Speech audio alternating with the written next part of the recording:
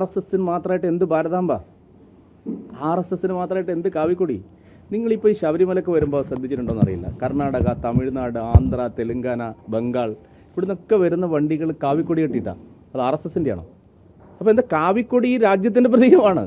ഈ കാവിയോടുള്ള അലർജി പച്ചയെ കൂടുതൽ കൂട്ടുപിടിക്കാൻ വേണ്ടിയിട്ടാണ്. അതാണ് സത്യം. അല്ലാതെ കാവിയോടുള്ള അലർജി ഇങ്ങനെയാണെങ്കിൽ അവർക്ക് കാര്യങ്ങളെല്ലാം അറിയാം.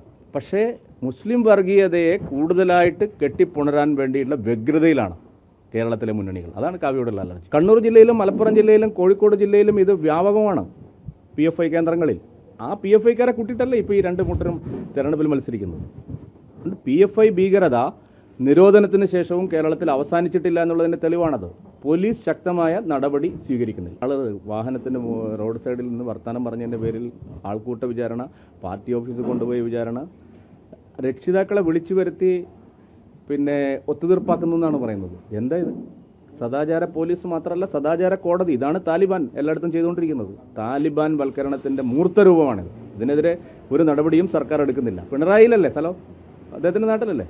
മുഖ്യമന്ത്രിയുടെ അടുത്താണ് ലാൽ സലാം.